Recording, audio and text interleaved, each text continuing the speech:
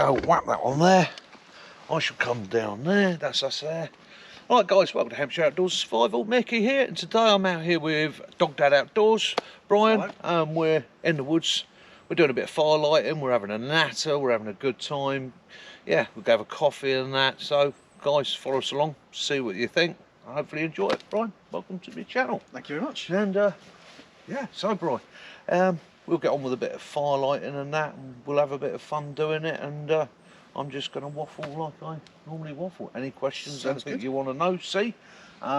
Again, you may have alternate techniques, ideas and methods that you use for yourself. So again, you want to sit and go, Mick, I'd do it like this, by all means fire in. But so basic fire, for me, fireworks, depending on the method I'm using, what we'll do, we'll start off with a simple one, okay? Great SF standby, potassium permanganate and glycol or glycerin. You can use brake fluid for this. You can use any glycerin based product, cough syrup, vape juice, anything you want. And vape juice these days is a thing that's readily available. Now, in an ideal mix, you're actually looking for about a 70-30 mix. Potassium permanganate 70%, 30% glycerin. What you want to do is you make a small pile, make a little divot in the centre, take your glycerin, and the nice thing for this will work in almost any environment. Place your glycerin on and leave it. Now, you can stir it. I tend to find there's no real need to. Just let it sit for a minute or two, and eventually it does its own thing. So I believe you can do this with sugar as well. Yeah, you can grind it with sugar and it'll ignite. Quite an explosive fire. Yeah. Very, very hot.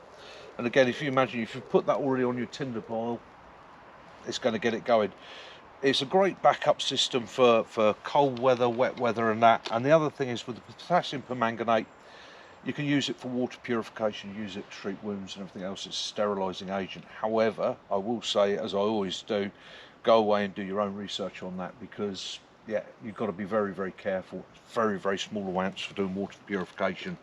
And what I don't really want to do on my videos is show somebody something that they misread and then harm themselves. So again, if they go away, look at the information, get the information, and then practice with it themselves.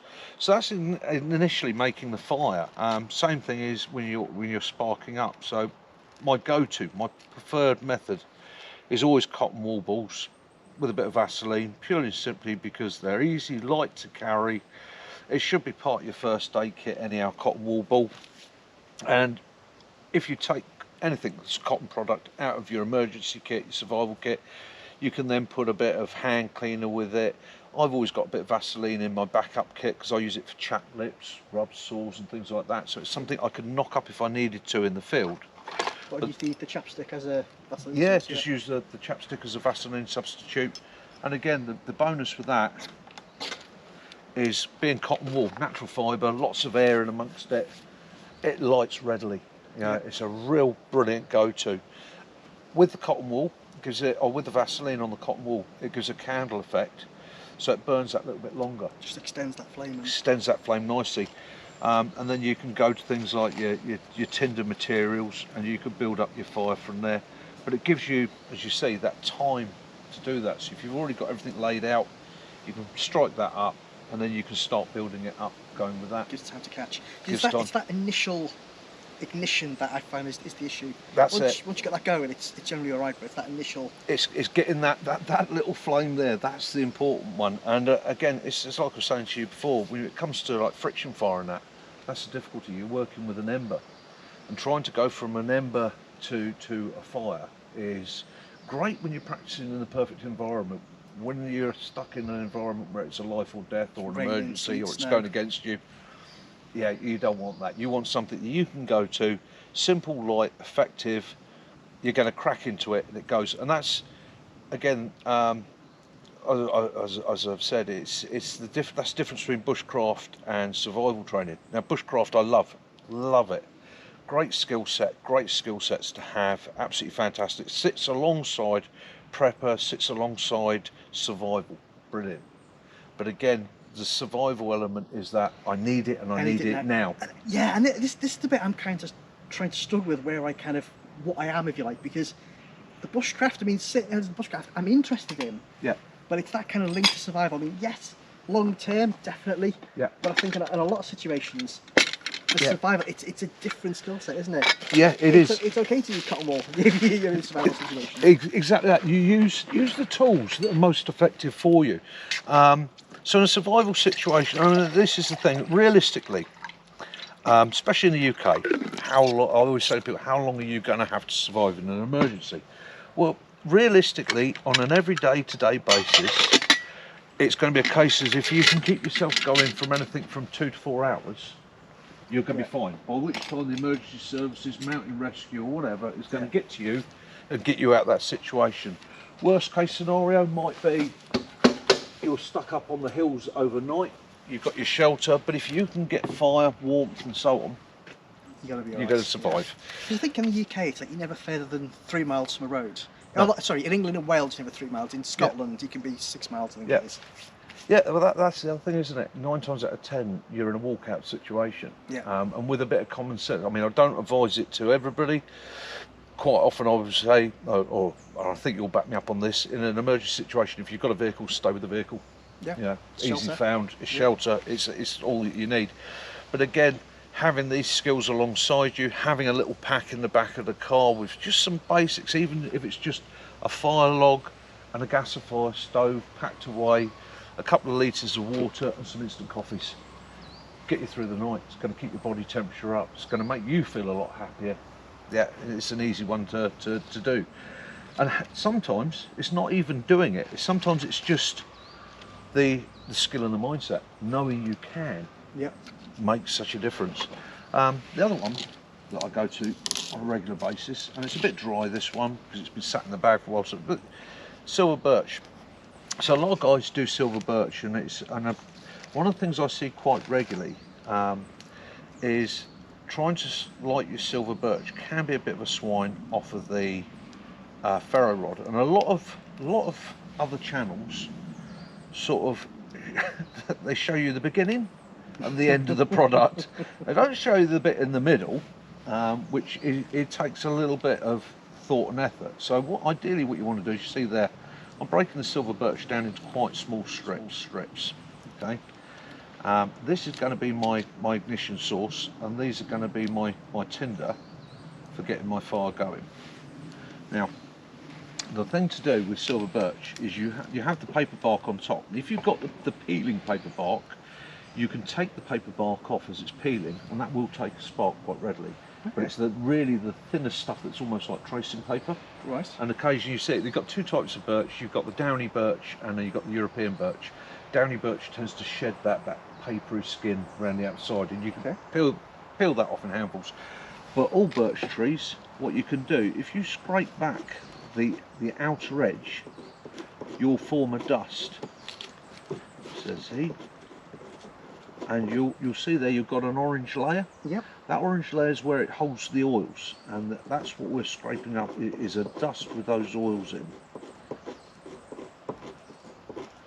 What usually happens, in all honesty, just as at the point where you've got a nice pile of dust, you slip and you flick it absolutely everywhere.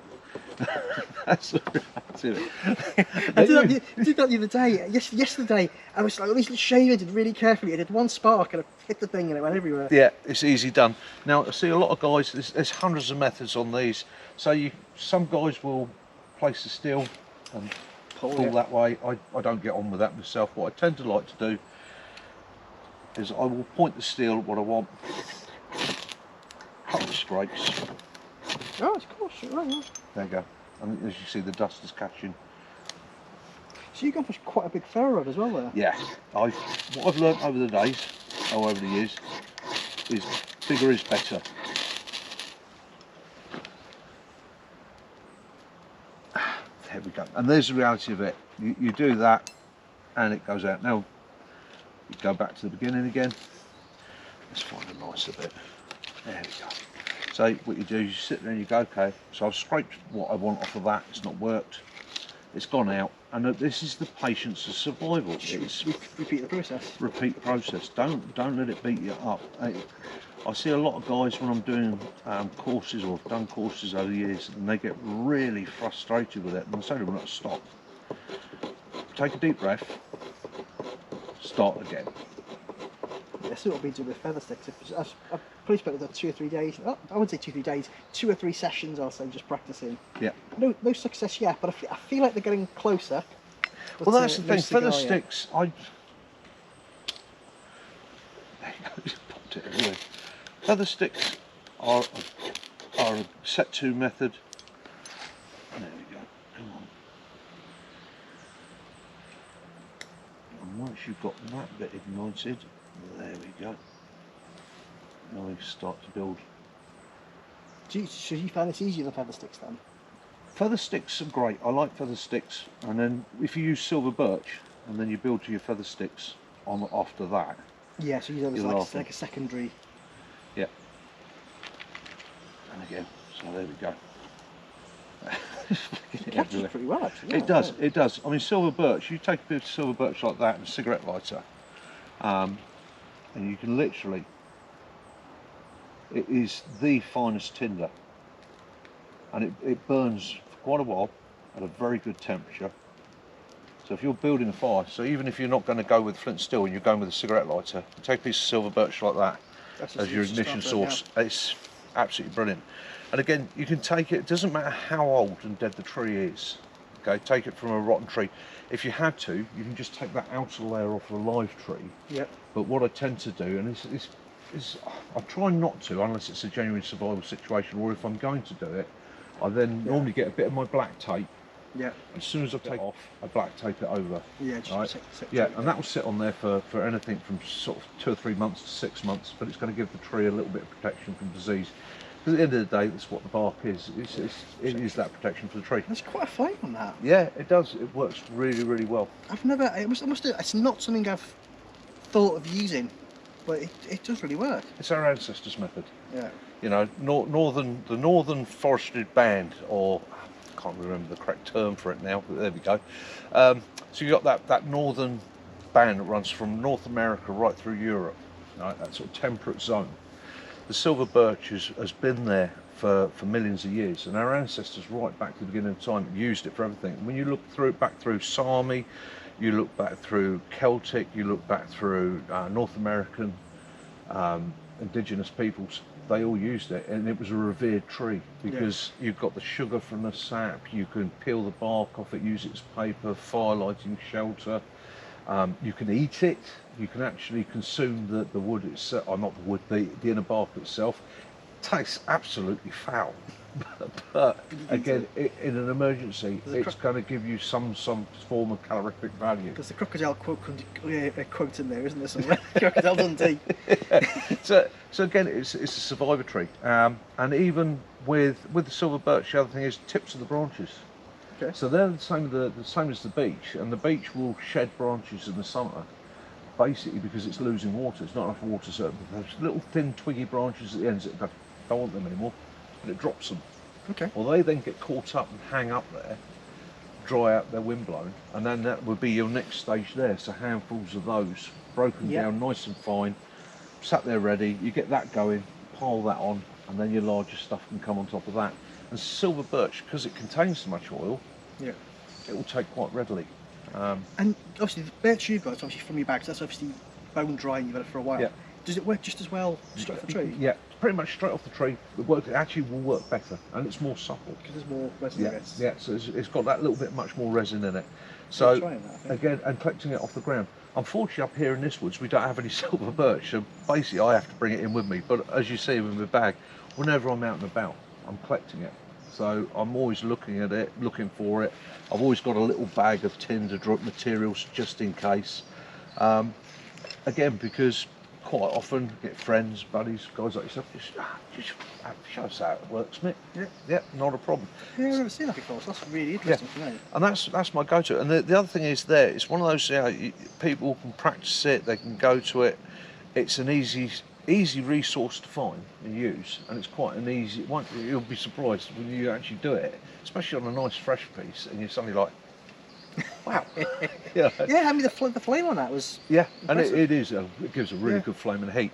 And if you had to, I mean, you think if you were in an Arctic condition, if you collect enough silver birch to end up with a really big bundle, that could be your sole heat source. You know, even if you've got damp wood, damp materials, Dry it out enough, yeah. it will dry it out enough to get that fire going and pretty much save your bacon.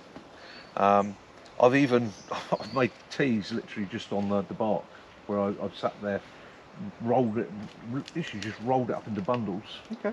stuffed it into something like a gasifier or even a tin can, and lit that, punched a couple of holes in the bottom, and just let that burn through. And you'd be surprised how well it works. The other one I tend to go to a lot, and again, as a survival method, it's not a survival method, but it's a skill to have and skill to enjoy, is using flint and steel.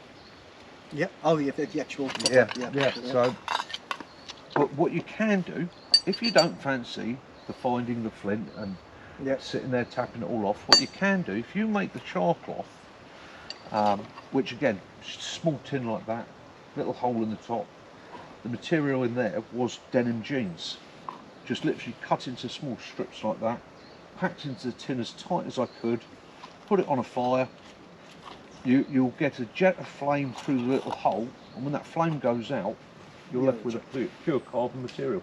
Okay, and this is all about, if I'm right thinking, you can't get the oxygen get to it, because otherwise it burns. Yeah, that's it. It's literally just takes all the impurities off. But the bonus with this, and I don't see many people doing it on the channels, but instead of using a flint and steel. Oh, of course, yeah, then you're just going to get a massive ember strip. Yeah. That's how the embers actually look, okay. Yeah, and so that acts as your ember catcher. And then you can fold that up inside whatever materials you want, dry grasses and so on, blow on it, do the Raymir's praying method. And you'll be surprised how much heat that actually gives off. Yeah, you can feel it. And it sort of glows, doesn't it? It's just kind of glowing away. It. You apply a little bit of oxygen to that. Yeah.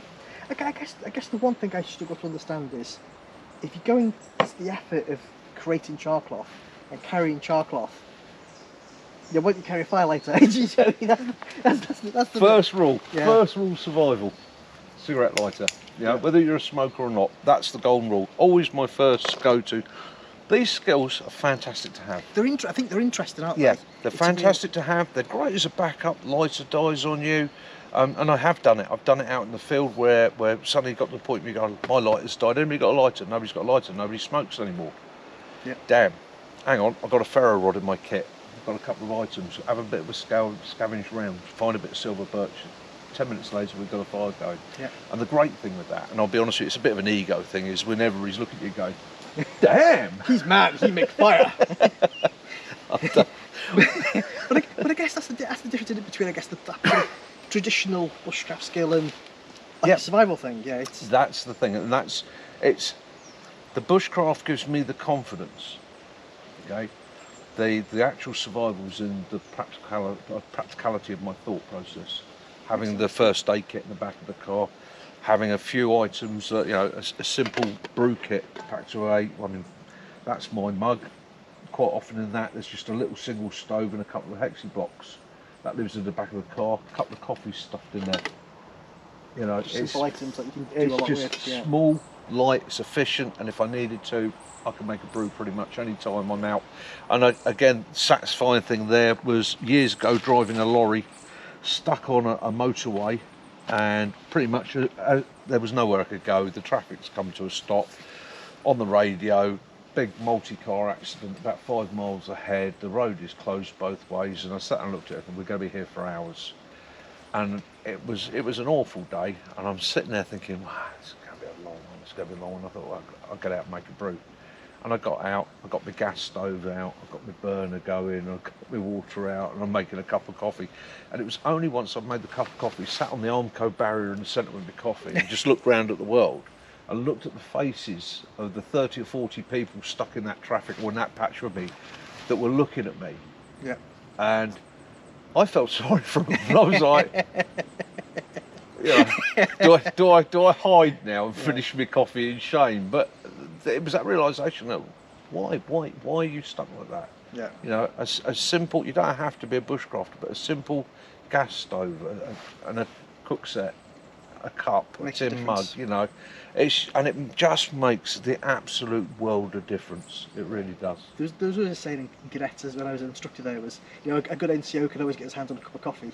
Yeah. It doesn't matter where you are, you've got to be able to have that cup of coffee in your hand. Exactly that, Yeah. and it's the simple things in life, the absolute simple things in life that make all the difference. We can all make life hard. We can all make life hard. We can all struggle with it. But it's try and make it easy. I mean, the art of survival really, and some people get quite antsy when I say it. The art of survival is about being lazy. Yeah, less calories and Yeah, minimum of effort, maximum result, and that's the thing. Make yourself comfortable, make yourself sheltered. You know, do what you can to enjoy it. Then when you've got the shelter up, you've got your brew on, you've got your fire going, you're sitting there, you go, we're here for hours now, bored. That's when you get your bit of wood, you start whittling your spoon and all the rest of it. And again, I'm always chuckling up spoon whittlers only because I see so many people doing it. It's almost become like a bushcraft go-to. Yeah. You want to show how good you are at bushcraft skills? Make a spoon. The actual truth behind it is that practicing making a spoon is perfecting your knife handling skills. Yeah, makes sense. Yeah, it's like we were saying about feather sticks just now. Me with feather sticks, sit there, that's not. Cut that off. Do another one. Cut that off. So I end up with a pile of feathers and a separate stick. Stick. Yeah. It still works. Yeah. It still works, exactly that. So again, it's just that perfection. But again, in those long hours where you're sat waiting, that whittling the spoons, eating the time weights, keeping you going, it's taking your mind off of the fact of, oh, here we are, we're stuck, we're in the middle of nowhere. So it improves the mindset, picks you up, makes you a bit happier and all the rest of it. And then of course when you get home and the missus says, you should have been home 6 hours ago, where have you been? You go, made you a spoon up.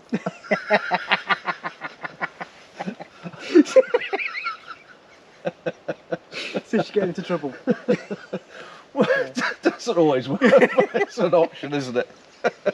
It's funny you say that again about, you know, you sit down and you kind of relax and chill and you're not using calories. And I guess that's the difference between real life and kind of Bear Grylls. If you see Bear Grylls in his spiral things, he's very knowledgeable, but he always seems to be in forward rolls for some reason. Go, all the time. And, yeah. Survival situation from my own experience and from everything I've been taught by a lot of very clever people. I'm just going to put that out actually. And again, the sort of thing you have to be aware of. Gasifier stoves, what they tend to do. Oh, okay. Yeah. I'm not too worried about that. I've got to renew this in the future. The ground's nice and damp under there. So, yeah, if you've got a gasifier stove, ideally be a bit careful, but that wood pellet works an absolute treat. And Yeah, again, the hand something thing, simple and light.